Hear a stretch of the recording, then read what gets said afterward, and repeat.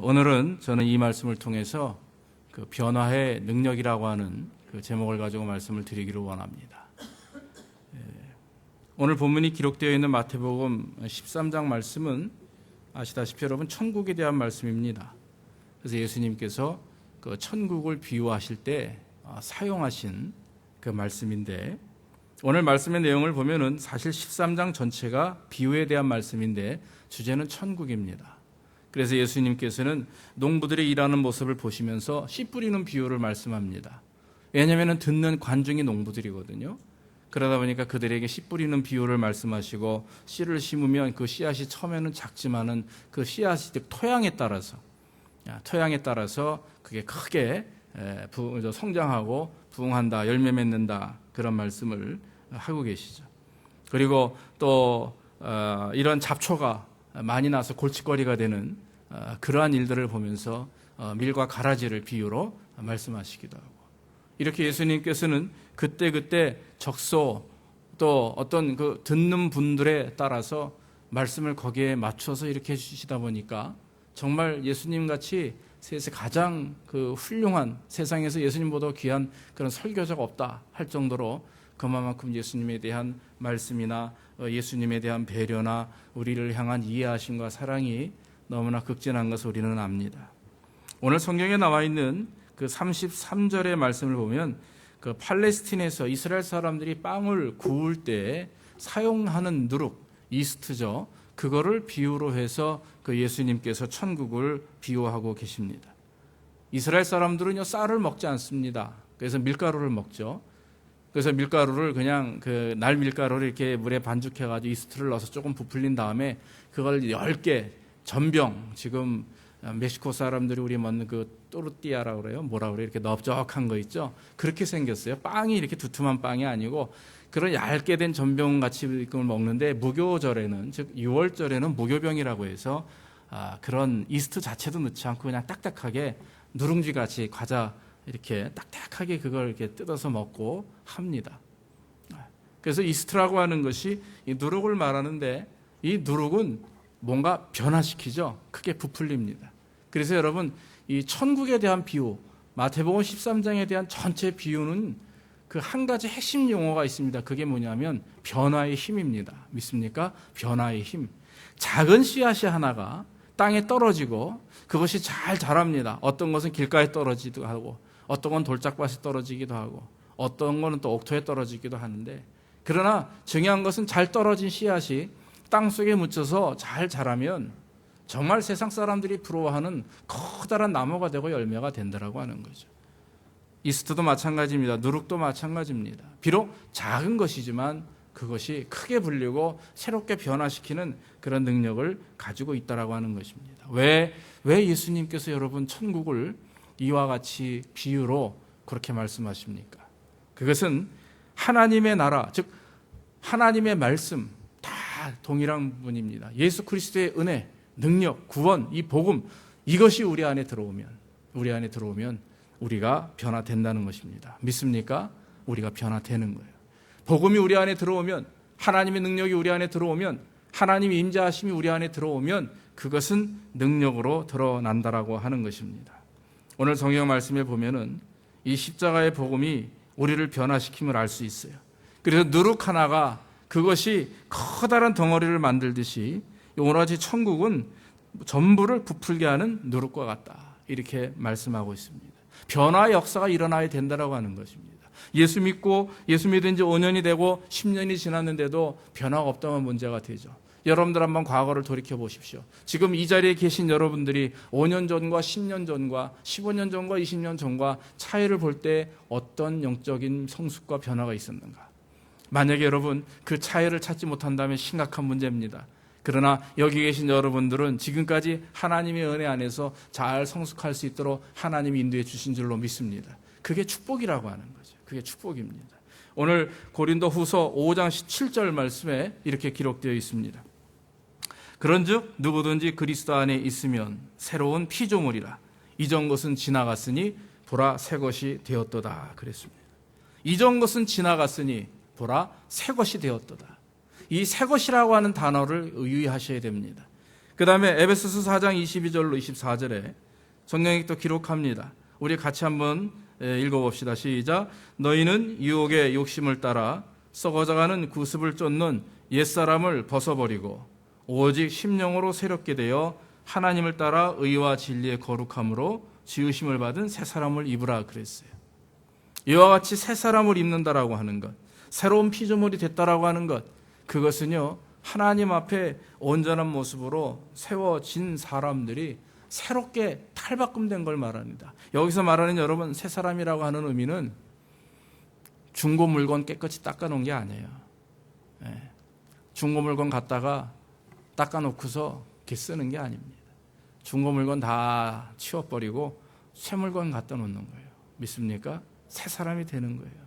예수 믿었다고 해서 여러분들의 가정이, 여러분들의 아내가, 여러분들의 자녀들이 옛날 모습 그대로 변함없이 그저 교회만 들락날락하는 그런 주일 신자, 주일 교인이 아니라 완전히 바뀌는 거예요. 남편이 바뀌니까 가정이 바뀌죠. 그렇죠? 믿습니까? 믿어져요? 남편이 아직 안 바뀐 분들은 아멘 못하겠죠. 남편이 바뀌면 가정이 바뀌어요. 아내가 바뀌면 가정이 바뀝니다. 우리가 바뀌면 교회가 바뀌고 또 우리가 바뀌면 세상이 바뀌어져요. 하나님의 은혜 안에서 우리가 믿음을 가지고 새 사람이 되는 것, 새롭게 재탄생되는 것, 그것을 말하는 것입니다. 요한복음 3장 3절에 말씀을 하기를 사람이 거듭나지 않으면 하나님의 나라에 들어갈 수가 없다 했습니다.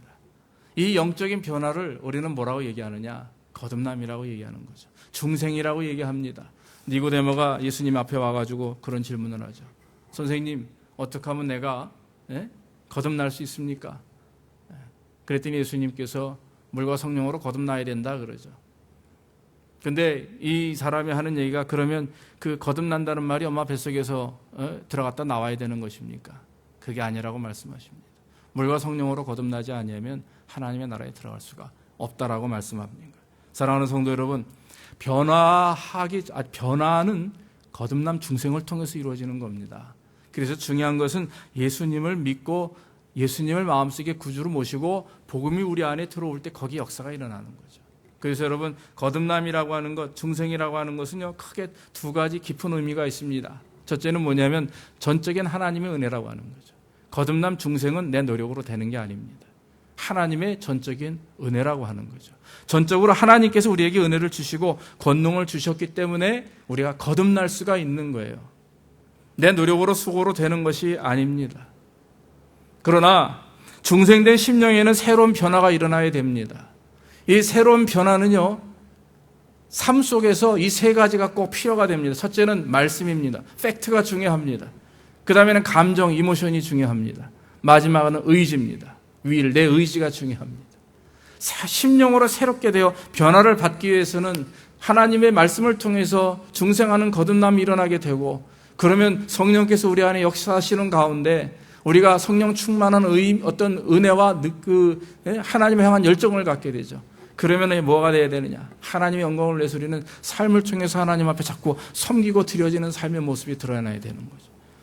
그런 순차적인 변화, 그런 경건에 이르는 훈련, 이런 삶의 역사가 있어야 거기에 진정한 변화가 있는 겁니다. 그냥 교회 다니면 다 변화되는 거 아닙니다. 세상에 교회 다녀도 변화되지 않는 사람 많이 있습니다. 직분을 받아도 변화되지 않고요. 죄송하지만 목사가 되어도 변화되지 않는 사람들이 있어요.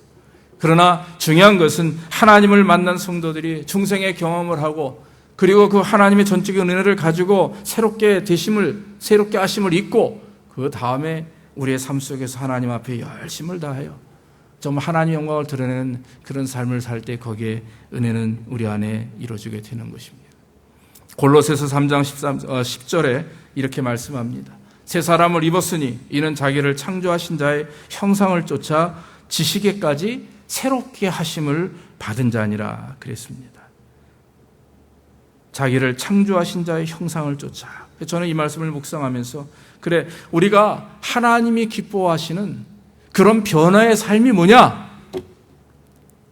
여러분 뭡니까? 행위의 변화입니까? 말의 변화할 수 있어요? 예, 생각이 변할 수 있습니다. 그러나 진정한 변화는 뭔지 아십니까? 바로 창조하신 목적에 따라서 살아가는 거예요. 우리가 하나님의 말씀을 통해서 그 말씀에 순종하면서 성경 말씀대로 하나님의 형상을 따라 살아가는 것, 즉 하나님의 성품을 본받아 살아가는 것이 그게 변화의 삶이라고 하는 거예요. 하나님의 성품을 따라 삶을 살아가게 되면 복을 안 받을 수가 없죠. 왜냐하면 하나님이 가장 기뻐하는 것은 하나님의 자녀들이 하나님을 기뻐하고 주님께 영광을 돌리는 것이기 때문에 그래요. 그 주님께 영광을 돌린다고 하는 것이 그것이 무엇입니까? 하나님의 성품을 따라 살아가는 삶의 모습이다라고 하는 것입니다. 사랑하는 성도 여러분, 하나님을 닮아가는 것, 그게 주의 영광을 드러내는 삶인 줄로 믿습니다. 그게 얼마나 큰 은혜인지 몰라요. 성경에는요, 복음을 통해 변화된 자들이 많이 있어요. 저는 개인적으로 좋아하는 사람들이 많이 있습니다. 그게 바울입니다. 예수 믿고 모든 것을 버리고 전도자가 되었습니다. 이런 사람 없죠. 예, 제가 제일 좋아하는 분입니다. 여러분도 바울 좋아하세요? 네. 어쩜 그럴 수가 있을까? 예, 저 개인적인 신앙 고백입니다만은 저는 그냥 겉모습 참 이게 제가 참 있어 보이잖아요, 그렇죠? 지금부터 농담이니까 웃으세요, 제발. 이 농담을 하는데 죄송하죠, 설교 중에 농담이냐, 웃은 소리를 하는데 웃지 않으면요, 이 말하는 사람이 쥐구멍 찾아가고 싶어요. 구멍 하나 있습니다. 하나님이 저를 조금씩 깨기 시작을 합니다. 예, 군대도 장교로 갔다 왔어요. 예, 공부도 많이 했습니다. 박사학위까지 받았어요.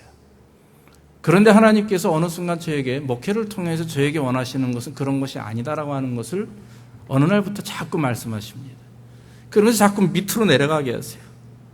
자꾸 밑으로 내려가게 합니다. 밑에서부터 시작하라. 밑에서부터 시작하라. 그런데 어느 순간 그것을 조금씩 마음속에 이해가 되었습니다. 사도 바울의 말씀을 묵상하는 순간, 그게 지금으로부터 한 10여 년 전에 이게 미국에서 한참 여러분 부목 생활하면서 변기통 붙들고 화장실 청소를 제가 7년을 했어요. 건물 청소를 7년을 하면서 사역을 7년 동안 부교육자 생활을 하면서 하나님께서 왜 나에게, 내가 변기통 닦으러 온 거 아니거든요. 예, 그렇잖아요. 저는 공부하러 왔고 하나님 앞에 큰 꿈을 가지고 1,500명 모이는 교회에 후임이 되겠다고 그런 약속을 받고 왔어요. 그런데 하나님은 자꾸 밑으로 내려가게 합니다. 예, 변기통 닦으면서 많이 울었습니다. 또 아이들 때문에 많이 울었습니다. 그런데 하나님이 저에게 원하시는 것은 낮아지기 원하는 거예요. 그런데 어느 날 순간 바울의 말씀을 읽게 되었어요. 묵상하는 가운데 그 모든 것들을 다 분토와 같이 여기게 하시고, 그리고 나서는 낮고 천한 모습으로 하나님이 기뻐하시는 것을 원하게 됐어요. 조금 아까 우리 명 목사님하고 예배 끝나고 교제하는 중에 그런 얘기를 하세요. 김사만 목사님이 큰 교회를 이루게 됐지 않았습니까? 그래서 목사님이 기도했답니다. 하나님, 왜 나에게 이런 큰 목회를 주십니까? 그 이유가 무엇입니까? 그랬더니 그 꿈의 환상 중에 하나님이 뭘 보여주시더래요. 기도 중에 환상을 보여주시면서 하는 얘기가, 그 옛날 제가 알기로 강원도뿐일 거예요. 아마 그 깡촌에서 어릴 때부터 정말 종치고 하시던 목사님인데 새벽 예배 안 빠지고 중고등학교 때부터 나가셨다는 분인데, 그 전도사 시절에 그 아주 시골 교회 가가지고 몇 명 안 되는 60, 70 노인네들하고 이렇게 모시고 목회를 이렇게 이제 하고 있는데, 교회에서 그 조그만 손바닥만한 교회 지붕이 새가지고 비가 막 줄줄줄 떨어지더래요. 그런데 그 전도사님이 막을 힘이 없으니까 올라가가지고 등으로, 천장에 등으로 그 뚫어진 그 빗물 새는 곳을 막는 모습을 하나님이 보여주시더라는 거, 환상 중에, 기도 중에. 그러면서 마음속에 네가 나를 이처럼 사랑했다. 그것 때문에 내가 너를 이렇게 쓰노라. 그런 말씀을 듣고 은혜가 됐어요. 사랑하는 성도 여러분, 하나님이 우리로 하여금 낮아지게 하는 데는 이유가 있습니다. 믿습니까? 네, 이유가 있어요. 낮아지게 하는 데 이유가 있습니다. 삭개오를 보십시오. 변화된 사람 중에 하나입니다. 저는 삭개오가 물질의 변화를 이룬 사람이라고 저는 확신합니다. 삭개오는 부자였었어요. 가난한 사람이고 키 작은 사람입니다. 주님을 만나기를 원했지만 너무 작아가지고 키가 만날 수가 없어요. 그래서 뽕나무로 올라갑니다. 올라가서 주님 앞에 부르짖습니다. 주님이 이렇게 보니 너무 기특하죠. 어떻게 아시는지 이름을 아세요? 삭개오라 내려오라. 내려갔습니다. 내려갔더니 예수님께서 내가 니네 집에 가서 밥 좀 먹어야겠다 그래요. 이스라엘 사람들이 밥을 먹자는 얘기는요, 그건 내가 너와 이제는 친구다. 그런 말이거든요. 밥을 먹었어요. 밥을 먹고 나서는 얼마나 그게 사교의 마음이 기쁘고 감사한지 몰라요. 그래가지고 주님 앞에 약속을 합니다. 주님, 내가 가지고 있는 이 재산의 반을 내가 사람들에게, 가난한 자들에게 돌리겠습니다. 그래, 고맙다. 그리고 주님, 내가 만약에 남에게 훔친 것이 있다면, 토색한 것, 강제적으로 뺏은 게 있다면 내가 4배나 갚겠나이다. 제가 알기로 그 당시에는요, 2배만 갚으면 되는 걸로 율법적으로 알고 있습니다. 그런데 그의 배로 더 내가 그들을 위해서 하겠다. 예수를 만난 사람이 정말 진정한 기쁨이 무엇인가라면은 말이죠, 그거를 위해서 헌신합니다. 밭에 금은 보화가 감춰 있는 것을 어느 사람이 딱 봤어요. 이야, 전 재산을 팔아가지고 그 밭을 삽니다. 이유는 무엇입니까? 밭에 뭐가 있어요? 금은 보화가 있기 때문에. 천국은 그와 같다 그랬어요. 이 삭개오는 그렇게 하나님 앞에 변화된 사람입니다. 또 한 사람 소개합니다. 요한복음 4장에 나와 있는 사마리아 수가성 여인이에요. 이 여인은 부정한 사람입니다. 남편이 5이나 있어요. 아시다시피 이스라엘 사람들은요, 2시부터 4시까지 거기 가서 이렇게 사람이 없어요. 다 자는 시간이라고 그래야 돼요. 그런데 그 뜨거운 때앞에 그 대낮에 모든 사람들이 다 집에 있는데 혼자 검은 그런 얼굴에 두건을 쓰고 옷을 입고 여인 한 사람이 우물에 물을 길러 옵니다. 딱 봐도 부정한 여인입니다. 왜냐하면 그 시간에 나와 다니는 사람이 없어요. 남의 눈을 피하기 위해서 온 사람이에요. 예수님이 다가갑니다. 그리고 그에게 질문을 합니다. 그런데 거기 핵심 포인트가 뭡니까? 내가 주는 물을 마시는 자는 영원히 목마르지 않겠다. 그리고 예배를 하나님을 드리는, 하나님께 예배 드리는 자는 신령과 진정으로 예배를 드려야 된다. 그런 말씀들을 합니다. 왜냐하면 이 사마리아 여인, 수가성의 사마리아 사람은, 그 사람은 이스라엘 사람과 이방인과 결혼해서 낳은 이방, 즉 혼혈족이에요. 그렇기 때문에 유태인들이 그 사람을 자녀로 생각하지도 않습니다. 그냥 죄송하지만 개, 돼지만도 못한 짐승처럼 여기기 때문에 사람 취급을 받지 못해요. 근데 그 사람을, 그 여인을 진정한 하나님의 사람으로, 그리고 그를 구원받게 하십니다. 믿게 하십니다. 그 여인이 변화됩니다. 나가서 복음을 증거하기 시작을 해요. 감히 남에게 설 수 없었던 사람인데 예수를 만나고 나니까 중요한 거는 내 신분이 중요한 게 아니에요. 내 상황이 중요한 게 아니에요. 나가서 복음을 증거할 수밖에 없어요. 그런 사람이 어떤 사람입니까? 바로 복음을 통해서 변화된 사람들이 성경에 기록되어 있는 사람입니다. 사랑하는 성도 여러분, 많은 사람들이 예수를 믿은 후에 그 마음에 그리스도의 생명이 임재하게 되면 그들의 삶의 변화가 일어납니다. 인격이 변화됩니다. 인격이 변화되면 생활이 변화되는 것입니다. 미국 시카고에 실제 있었던 일입니다. 어느 한 교회에서 장례식을 합니다. 대여섯 명 모여가지고 장례식을 하는데 누군가 봤더니 교회 앞마당 그 옆에 길에서 어느 3살짜리 여자아이가 굶어 죽었어요. 그걸 지나가던 교회 오던 어떤 부인이 그 아이를 끌고 들어와서 목사님에게 보였고, 목사님은 그 예배당에 온 그런 성도들 몇 명과 함께 조용히 그 아이의 그 장례 예배를 드립니다. 예배 중에 갑자기 허름한 옷을 입은 한 사람이 나타나요. 나타나는데 벌써 느껴지죠. 알코올 중독자입니다. 술 냄새가 펑펑 나는 거예요. 그래가지고 그래도 아버지라고 하니까 같이 예배를 드렸어요. 그런데 예배가 끝나기도 무섭게 이 사람이 슥 나가버립니다. 붙잡아도 그냥 소용없어요. 나가버립니다.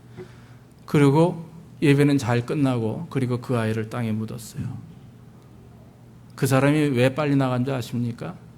아이 신발 있죠? 아이에게 그 죽은 아이의 신을 벗겨가지고 밖에 나가서 술을 사 먹어요. 그 아버지가 자기 딸의 시체 그 신발을 사서. 20년이라는 세월이 지났어요. 시카고에 있는 제일 장로교회에 어떤 머리 허연 목사님이 말씀을 증거합니다. 3,4천 명의 성도들이 앉아서 그 말씀을 듣고 은혜를 받습니다. 여러분, 나는 20년 전에 알코올 중독자가 되어서 내 딸이 죽었음에도 불구하고 나 때문에 굶어 죽었는데 그 딸아이의 신발을 훔쳐다가 술을 사 먹은 그런 파렴치한 놈이었습니다. 그러나 내가 예수를 만나고 구원을 받고 하나님의 사람으로 회복되어서 이제는 내가 여러분들 앞에 복음을 증거하는 하나님의 종이 되었습니다. 그 사람이 누구냐면 멜 브랜트라고 하는 시카고의 유명한 부흥사예요. 여러분, 하나님의 능력과 은혜는요, 한 사람을 변화시킵니다. 믿습니까? 한 사람을 변화시키면 그 삶에 있는 가정뿐만 아니라 모든 그와 연결되어 있는 모든 사람들을 변화시켜 준다고 하는 것입니다. 사랑하는 성도 여러분, 우리는요, 인간적인 관점에서 볼 때는 솔직히 패풍 같은 사람들이에요. 여기 여러분 아무리 과거가 잘나고 아무리 그래도요, 제가 말씀드린 것처럼 그렇게 우리의 모습 지금 자랑할 거 하나도 없습니다. 내놓을 게 하나도 없잖아요. 내놓을 게 뭐가 있어요? 예수 믿는다는 거 아닙니까? 믿습니까? 저만의 고백이 아니겠죠? 예수 믿는다는 거 하나예요. 예수 믿는다는 거 하나 내놓을 것밖에 없어요. 태풍 같은 우리 인생인데 하나님이 예수를 믿게 해서 지금은 이런 모습이 됐다라고 하는 거죠. 지금 우리의 모습은 나약합니다. 연약합니다. 낙심하고 넘어집니다. 사랑하는 성도 여러분, 그러나 사랑하는 주님께서 우리와 함께 하심을 믿으시기를 주의 이름으로 축원합니다. 이 변화라고 하는 것은 어떤 것에서부터 일어나느냐? 그것은 변화라고 하는 것은요, 작은 것에서부터 일어나는 것이지 갑자기 큰 것을 통해서 변화가 일어나는 게 아니에요. 왜 하나님이 저와 여러분들을 변화시켜 주셨습니까? 내 인생이 변하고 내 인격이 변화되게 되면은 뭔가 삶에 변화된 어떤 삶의 모습이 있는데 그게 무엇이냐 하면 바로 소금과 빛입니다. 소금과 빛. 소금과 빛. 소금이라고 하는 것은 썩는 것을 방지합니다. 열을 보호합니다. 여러분 마태복음 5장 13절 14절 한번 보십시오. 너희는 세상의 소금이니 소금이 만일 그 맛을 잃으면 무엇으로 짜게 하리요. 또 14절 말씀에 이렇게 말합니다. 너희는 세상의 빛이라 산에 있는 동네가 숨기우지 못할 것이요. 여러분, 소금은 썩는 것을 방지합니다. 그리고 또 한 가지 있어요. 소금은 열을 보호하는 거예요. 열을 보호하는 거. 여러분, 이스라엘 사람들 아궁이가 있다고 그랬죠. 아궁이가 있는데 그 아궁이를 보면은요, 흙하고 소금하고 이렇게 같이, 상현이 오래간만에 온 친구니까 새신자 아니에요. 구신자예요, 저 친구. 열을 보호하는 거예요. 그래가지고 말이죠. 그 열이 빠지지 않도록 보호하는 건데, 근데 저는 소금이 그렇게 열을 보호할 수 있나? 저는 지금도 잘 모르겠어요. 그런데 그렇게 책에서, 역사책에서 이렇게 얘기를 하더라고요. 그래서 이스라엘 풍습 중에 여러분, 예자같이 이렇게 솥단지 이런 게 걸어놓은 게 아니지 않습니까? 가난한 서민들은 그냥 돌판 같은 넓적한 거 위에 거기 이렇게 밑에 불을 지펴가지고 거기다 빵을 굽고 이랬었죠. 그런데 그 열이 빠져나가지 않도록 소금을 싸가지고 흙하고 섞어서 이렇게 동그랗게 담을 싸는 겁니다.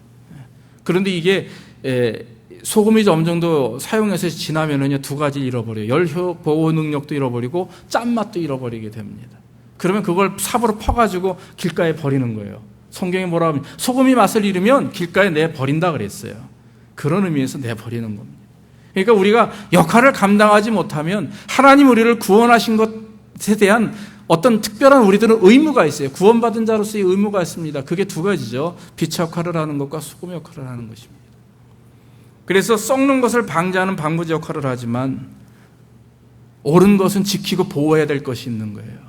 잘못된 것은 다 우리가 버려야 됩니다. 또 썩지 않도록 우리가 앞에 나서서 막아야 됩니다. 그러나 반면에 좋은 것은 끝까지 참고 인내하고 보호해야 될 능력도 필요하죠.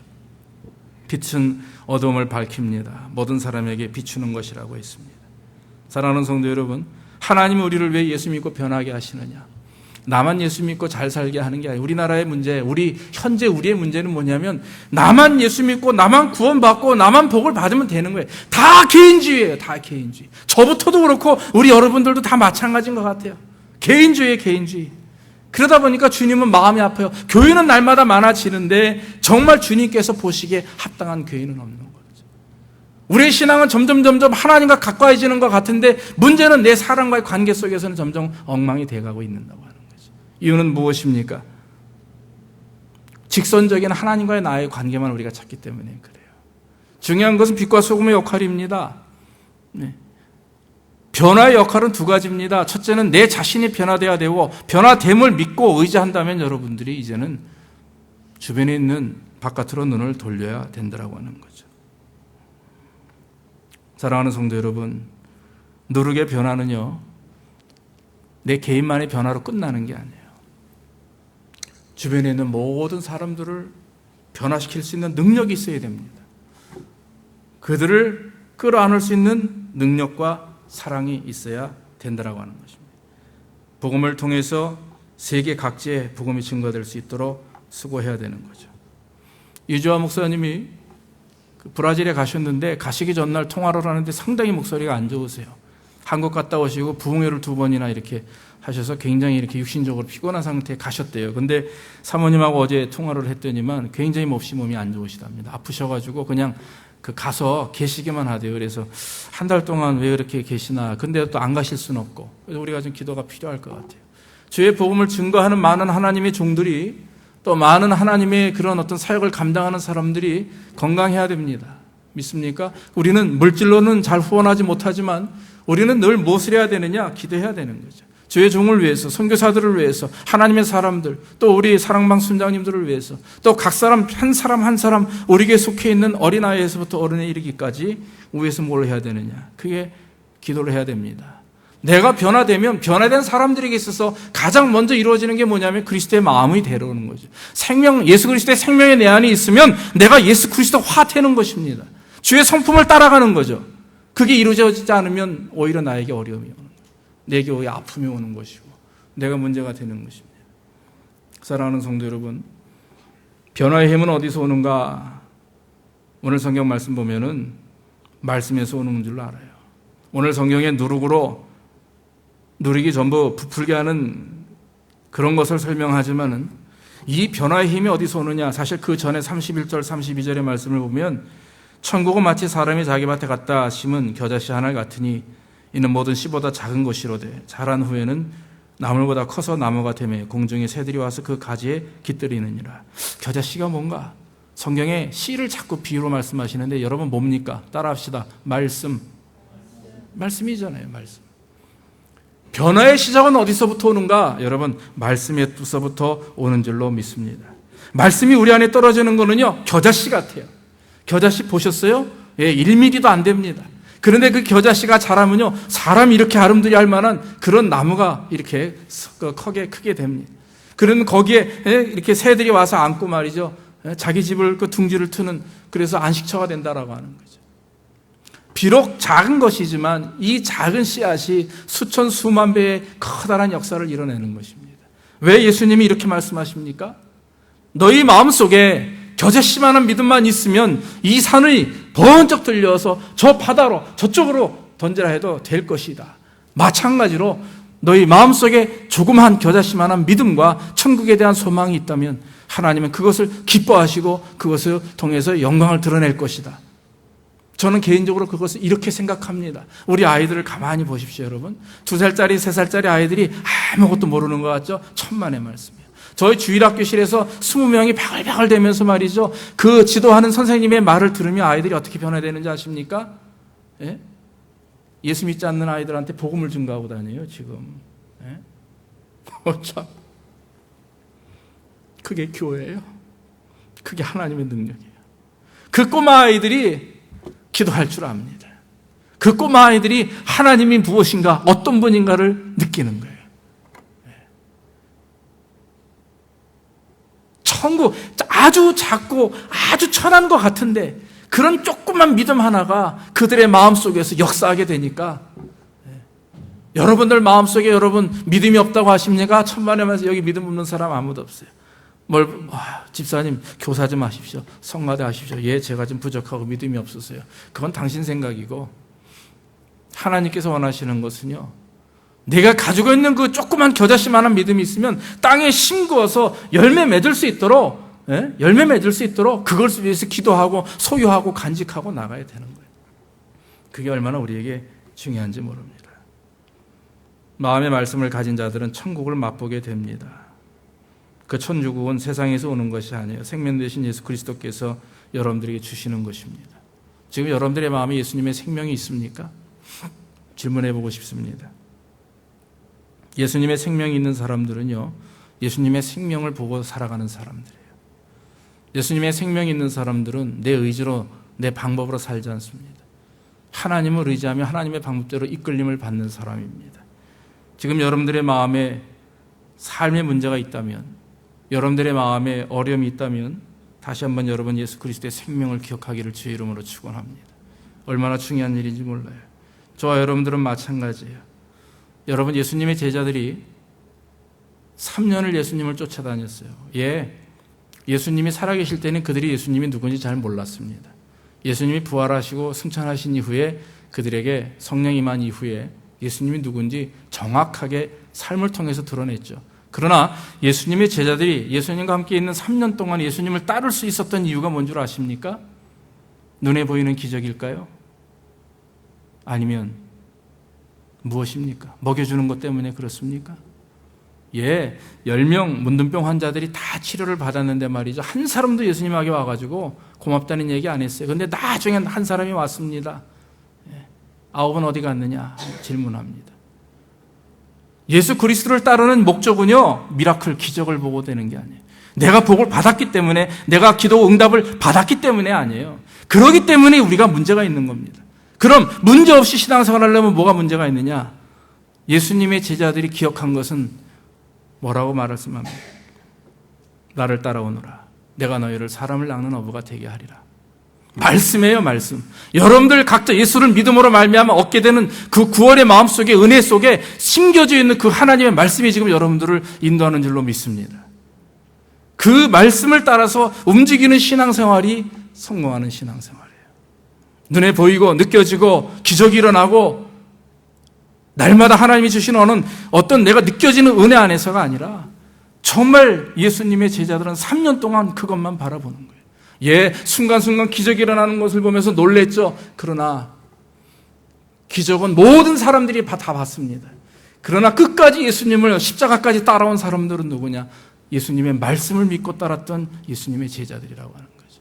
오늘날 우리들의 신앙생활에 있어서 가장 중요한 건 뭐냐면 바로 그리스도의 말씀 안에서 우리가 주님을 의지하는 겁니다. 흔들림이 없는 신앙 속에서 주의 말씀 속에 수북히 정말 뭐라고 그래요? 이렇게 그냥 푹 잠겨야 되는 거예요. 누가 와서 툭 치면은 주여 믿나이다. 누가 와서 푹 찌르면 그 안에서 말씀이 막 쏟아져 나오고 말이죠. 그 은혜가 쏟아져 나오고 하는 그런 어떤 영적인 우리의 삶에 성숙과 변화가 있을 때 거기에 하나님의 영광이 드러나게 되는 줄로 믿습니다. 사랑하는 성도 여러분, 생명 되신 예수 그리스도를 믿기를 주의 이름으로 축원합니다. 예수 그리스도를 정말 마음속에 모시고 그 분 뜻과 의지대로 주님을 따라가는 사람들에게 진정한 생명이 있는 거예요. 그러면 다 이겨낼 수가 있어요. 천국의 의미는요, 이 복음의 시작은 작은 것에서부터 시작하는 겁니다. 겨자씨를 왜 주님이 말씀하십니까? 왜 누룩을 비유하십니까? 그것은 너희가 큰 것만을 바라지 말라라고 저는 이렇게 생각이 돼요. 너희 마음속에 있는 작은 것, 그래, 하나님의 능력은 작은 것 하나만으로 다 가능하다는 얘기입니다. 다윗이 골리앗 앞에 섰을 때 주머니에 돌이 몇 개가 있었어요? 5개요? 6개요? 한 8개가 있어요? 5개입니까? 그런데 쓴 거 몇 개 썹니까? 몇 개 썼어요? 몇 개? 하나만 썼어요. 주머니에 8개의 내 믿음의 증표가 있지만은 하나님이 기뻐하는 것은요, 하나만이라도 제대로 써라 이거예요. 네가 가지고 있는 최소한의 믿음이 있다 하지만 그것을 가지고 주를 위해서 담대하게 용감하게 하나님의 이름을 믿고 나아가면 내가 너와 함께 승리를 주실 것이다. 할렐루야. 이게 하나님의 말씀이에요. 3개, 4개 있는 거 중요한 게 아닙니다. 얼마나 많이 내가 가지고 있느냐가 중요한 게 아닙니다. 얼마나 많이 하나님 앞에 어느 것 하나라도 내가 제대로 하나님 앞에 보일 수 있느냐, 하나님 앞에 바로 설 수 있느냐가 우리에게 더 중요하다고 하는 사실입니다. 여러분, 그게 능력이에요. 그게 하나님의 능력입니다. 그게 복음의 능력입니다.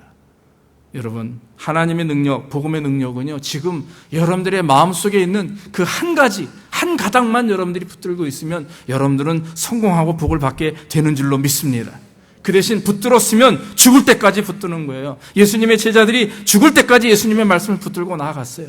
그때 그들에게 승리가 있었던 것처럼 지금은 우리가 힘들고 어렵고 낙심하고 이루 말할 수 없지만 우리는 나약한 존재입니다. 죽을 수밖에 없는 존재입니다. 폐품 같은 사람입니다. 그러나 그 복음의 능력이 우리 안에 들어오게 되면 우리 안에서 역사가 일어나게 되는 것이죠. 그 역사는 세상 사람들이 감히 침범할 수 없는 겁니다. 사악한 마귀가 감히 침범할 수 없는 그런 영역이 무엇이냐? 하나님이 통치하는 그 사람, 하나님이 통치하는 그 교회, 하나님이 통치하는 그 가정은 마귀가 침범하지 못합니다. 믿습니까?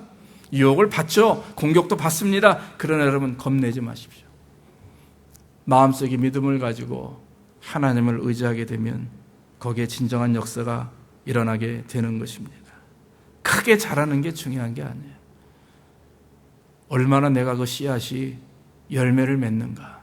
내 마음 중심이 옥토밭인지 가라지인지 길가밭인지 돌짝밭인지 그건 여러분 누가 잘합니까? 제일 하나님이 아시고 그 다음에 여러분들이 알고 그 다음에 제가 알아요. 얘기해보면 알아요. 저분이 지금 오토밭인지 돌짝밭인지. 하지만 그건 말할 수 없죠. 상처받는다고 하시니까 교회 떠나니까 전 무서워서 그런 얘기 못해요. 그러나 여러분 목사가 무서워서가 아니고 하나님 앞에 섰을 때 여러분들이 내가 주님 옥토밭이 되길 원합니다. 주님께서 나에게 복음의 씨앗을 하나 딱 떨어뜨리면 내가 그것을 마음속에서 삶 속에서 귀하게 열매 맺는 그런 하나님의 사람이 되길 원합니다. 이런 어떤 믿음과 기대감을 가지고 여러분들이 그 복음에 대해서 신앙에 대해서 믿음에 대해서 정말 붙들고 나가려고 하는 의지와 노력이 있으면 하나님은 정말 무섭게 여러분들을 축복하실 것입니다. 우리가 상상할 수 없을 정도의 영적인 육적인 축복이 우리에게 저는 있으리라 그렇게 믿음하지 않습니다. 사랑하는 성도 여러분, 변화되기를 주의 이름으로 축원합니다. 누룩과 같이 변화되십시오. 지금은 나약합니다. 연약합니다. 그러나 예수 그리스도로 다시 돌아오면 됩니다. 예수님의 말씀을 다시 믿고 내가 지금까지 붙들고 있었던 거, 내가 지금까지 당했던 여러 가지 상처, 어려움, 과거의 모든 것들, 현재 삶 속에서 당하는 어려움 다 훌훌 털어버리십시오. 우리에게 오직 우리가 붙들고 나갈 뿐은 누구냐? 복음이에요. 예수 그리스도의 십자가와 부활의 사건 외에는 없습니다. 그것이 우리를 변화시킬 것이고 우리가 그것을 잘 붙들면 분명히 예수님께서 우리를 통해서 나아가 우리의 모든 주변에 있는 삶, 이 민족까지도 하나님은 변화시키리라 믿습니다. 저와 여러분들이 이런 변화의 능력을 입기를 주의 이름으로 축원합니다. 기도하겠습니다. 아버지 하나님, 오늘도 부족한 종을 통해서 하나님의 말씀을 증거할 수 있도록 인도하시니 감사합니다. 하나님, 우리가 변화되길 원합니다. 천국은 마치 여자가 가루 서말 속에 갖다 넣어 전부를 부풀게 한 누룩과 같다 말씀했습니다. 천국은 겨자씨 한 알 같으니 이는 모든 씨보다 작은 것인데 자란 후에는 나무보다 커서 나무가 되며 공중의 새들이 와서 그 가지에 깃든다 말씀했습니다. 주님, 우리 안에 겨자씨보다 누룩보다도 작지만은 천국이 우리 안에 임할 수 있도록 인도해 주시고 그 천국인 하나님의 말씀이 복음이 하나님의 임재가 우리 안에 날마다 일어나게 인도해 주옵소서. 열매 맺게 하시고 하나님이 기뻐하시는 성도의 모습으로 우리가 거듭날 수 있도록 주께서 복을 내려 주시옵소서. 오늘 사랑하는 성도들의 마음을 주님 주장해 주시고 오늘 말씀을 듣고 그 삶 속에 옥토에 뿌려진 씨앗이 되게 하시고 복을 받게 하셔서 아버지 30배, 60배, 100배 귀한 열매를 맺음으로 우리의 인생이 하나님 앞에 변화되는 능력 있는 인생이 될 수 있도록 복을 내려 주시옵소서. 모든 말씀 예수님의 이름으로 기도하옵나이다. 아멘.